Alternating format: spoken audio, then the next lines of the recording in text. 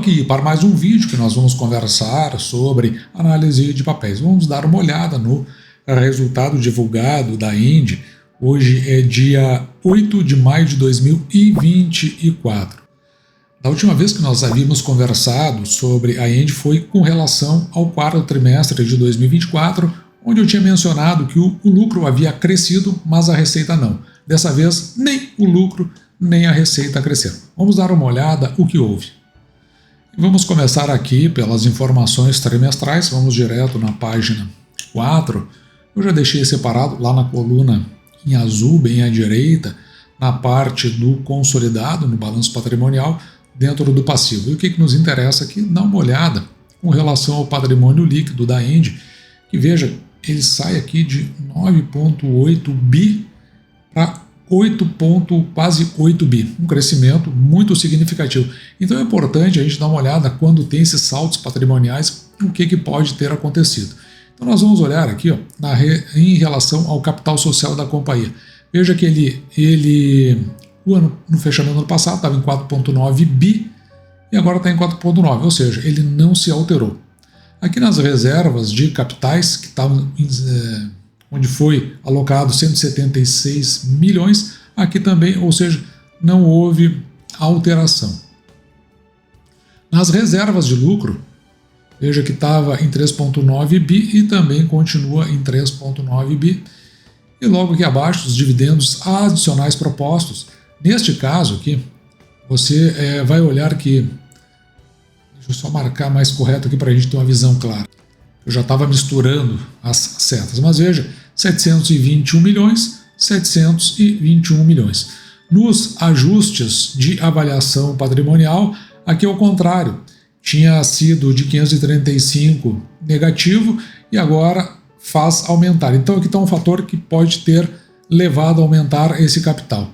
E também nós podemos olhar aqui ó, nos lucros acumulados, que não tinha nada em 2023 e agora vai para 1,6 nos lucros líquidos acumulados. Então foram praticamente esses dois somatórios que a gente viu que influenciaram os ajustes da avaliação patrimonial e os lucros acumulados. Então fez aumentar aqui esse valor. A participação dos acionistas também, mas pouca coisa, né? Isso aqui só varia para cima em torno de 50 milhões e no somatório acaba evoluindo o patrimônio líquido em quase 2 bilhões.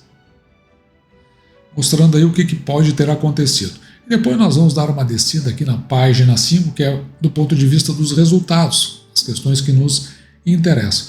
Então veja que a receita líquida, ela cai aqui de 2023 de 2,9 bilhões para 2,6. Teve uma queda aqui significativa. Por outro lado, a gente vai olhar aqui ó, no lucro líquido do período. Veja que o ano passado, no primeiro trimestre de 2023, foi de 882 milhões e agora foi 1,6. Então a gente está vendo aqui que a receita diminuiu, mas o lucro líquido ele quase dobrou. Então isso é o que nos chama a atenção, que pode ter acontecido.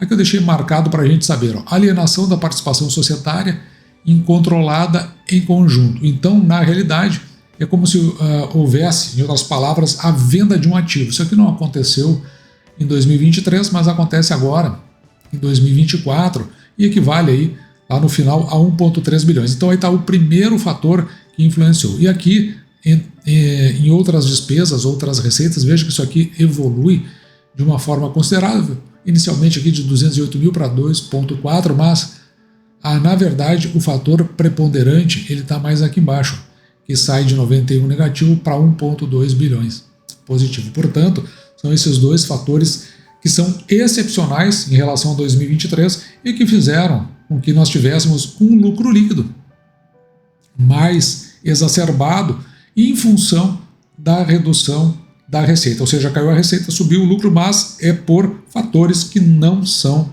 recorrentes. Então isso aqui pode trazer algum engano. Claro que, por outro lado, a companhia pode, a partir daí, decidir pela distribuição até de um provento maior. Seria como se aproveitasse do consumo de um capital da companhia. Mas isto pode não se repetir em outros anos, então, às vezes, a gente precisa ter muito cuidado com isso para não comprar ação só em função de um eventual dividendo anunciado que é discrepante do que sempre foi na história da companhia. E aqui na apresentação de resultado, houve alguns tópicos aqui que eu achei interessante de nós comentarmos, que foi o seguinte: por que eu coloquei lá no início do vídeo que não havia aumento do lucro, assim como não havia aumento da receita? Então o lucro líquido está aqui, nesse destaque. Se você verificar, no total o lucro líquido ele sobe 90,9%, quase 91%. Mas isso porque, veja aqui ó, onde está marcado esse cinza ele reporta o resultado da alienação da TEG. Na verdade eu estou falando em lucro líquido, então está desse lado aqui. Ó. Esse é o lucro líquido da alienação desta transmissora de gás, desculpa, não é transmissora, transportadora de gás, o que fez esse efeito aqui ó, de 891 milhões no lucro líquido. Portanto, se não tivesse esse ingresso extraordinário, na realidade o lucro líquido ele teria caído 10,1%. Também aqui nessa apresentação, eu recomendo para você, caso você seja um investidor da Engie, que nesta parte aqui começa a falar dos projetos. Então, como eu sempre digo, o que está acima de tudo? O cenário. A gente precisa entender bem como é que está o cenário, principalmente do ponto de vista político, porque em termos de Brasil tem muita interferência governamental. Então, portanto, a gente precisa compreender até que ponto vai essa interferência. Depois a gente precisa olhar para o projeto, que é essa parte que a gente está falando, e só depois nós vamos olhar aqueles números de dados fundamentalistas que eu sempre faço uma tabelinha no final. Então veja que a Engie ela tem projeto eólico em implantação, aqui no caso está no Rio Grande do Norte, neste caso aqui está na Bahia, aqui tem um fotovoltaico no Rio Grande do Norte, também tem um projeto de transmissão no Pará, e tem um projeto de transmissão entre Minas Gerais e Bahia. Então você precisa dar uma olhada nesses projetos. Ainda tem a expansão dessa usina hidrelétrica de Jirau, onde você precisa verificar como está andando esse projeto para ver como isso vai refletir lá no futuro do ponto de vista dos resultados e, consequentemente, dos proventos que você vai ter a receber. Uma coisa que eu acho importante sempre de comentar é com relação ao endividamento da companhia. Eu acho que aqui está mais claro o endividamento. Veja, a dívida da companhia ela vai a 16,3 bilhões, a companhia tem 5,2 em caixa, lembrando que parte desse valor atribui-se àquele ativo que foi vendido, e a alavancagem da companhia em 2,3 vezes. A análise de cenário é, sem dúvida, a parte mais coberta aqui no canal. Nós gostamos muito de olhar para a parte de cenário. O projeto a gente viu agora há pouco da Engie, muito rapidamente. Eu sugiro que, se você for investidor, você olhe com mais atenção. Sendo investidor ou com a intenção de investir, olhe com bastante atenção naqueles projetos. E depois nós temos os dados fundamentalistas da companhia, que é onde nós, então, fizemos o restante da composição para ver se vale a pena investir na companhia. Veja que nós tínhamos uma projeção no início do ano de 11,3 bi na receita, e com o resultado que nós vimos até agora, já reduzimos para 10,4 lá no final de 2024, caiu bastante. Da mesma forma, nós tínhamos uma projeção de um lucro líquido de quase 3,3 bi, e agora veja que aumentou, mas a gente precisa ter em mente que nós estamos falando daqueles resultados extraordinários, e como eles não são recorrentes, eles podem nos trazer uma ideia enganosa. De qualquer forma, nós estamos aqui com a possibilidade, ou pelo menos com a projeção, de dividendos nesse ano de 2024 de quase R$ 2,89, considerando aqui um payout de 58%. Se confirmado, esses R$ 2,89, inclusive até com essa venda de ativos, pode inclusive ser que seja maior esse valor, o que não vai nos surpreender, mas é melhor a gente ficar com essa ideia um pouco mais conservadora. Se nós dividirmos esse valor por 6%, ou seja, porque 6%, né, é o mínimo que nós aceitamos receber em proventos pelo valor que pagamos pela ação. Portanto, nós estamos considerando com isso o resultado dessa divisão, os proventos por 6%, a um preço teto de R$ 48,14. Ou seja, esse é o máximo que nós pagamos pela ação, de forma que ela nos retorne, no mínimo, 6%. Por outro lado, até o presente momento, ou seja, não até o presente momento, mas considerando os últimos 5 anos, a companhia ela pagou aqui na média R$ 2,21 em proventos, o que nos dá um preço teto de R$ 36,76. Veja aqui ao tempo desse vídeo, a ação aqui estava cotada a R$ 43,09. Considerando o patrimônio líquido, que nós apuramos, de 11,78, veja que ele cresce 20%, mas cresce em função dessas questões extraordinárias, né? Até porque em 3 meses crescer 20% é uma coisa bastante elevada.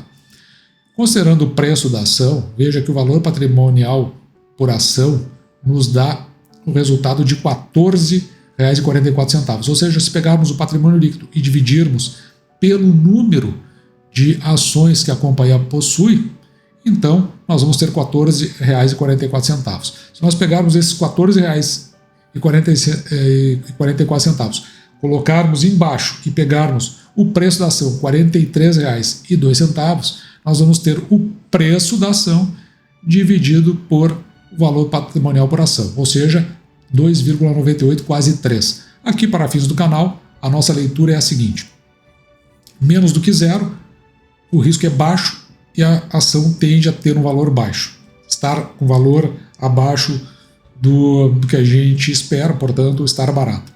Entre 1 e 2 não está nem caro nem barato, e quando está acima disso a gente entende que está caro e já começa a aumentar. Toda vez que vai aumentando esse valor, o risco de investir na companhia começa a se tornar mais alto.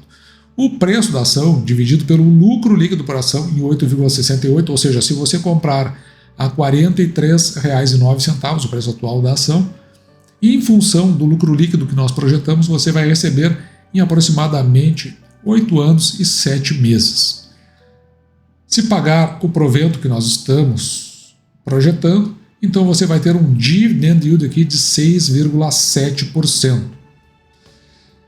Só que a gente precisa considerar algumas questões aí. Primeiro, a primeira delas é que nós estamos falando de eventos extraordinários. E a segunda dela, esse provento pode até ser maior do que isso, mas você precisa lembrar que a companhia ela está simplesmente dando uma dilacerada no seu capital. E aqui nós entregamos sempre um comparativo elétrica daquelas companhias que a gente já deu uma olhada nos resultados. A ISA-CETEP, TRPL3, TRPL4, AS Brasil, e todos esses dados que eu vi agora, que eu mostrei agora da ENGIE, eles estão computados aqui. Você vai poder agora comparar elétrica e elétrica para ver se alguma delas é interessante para a sua carteira. Hoje eu resolvi abrir a cortina e tirar parte da iluminação para você ver lá atrás que iniciaram as chuvas aqui no Rio Grande do Sul e nós então estamos aí apreensivos. Justo agora aqui o Lago Guaíba, né, começou a dar uma regredida, mas ainda temos muita coisa pela frente por fazer. Mas dito isso, eu espero, em relação ao vídeo, você tenha gostado, porque eu vou ficando por aqui, me despedindo de você, desejando que você fique com Deus e deixando, como sempre, meu grande abraço.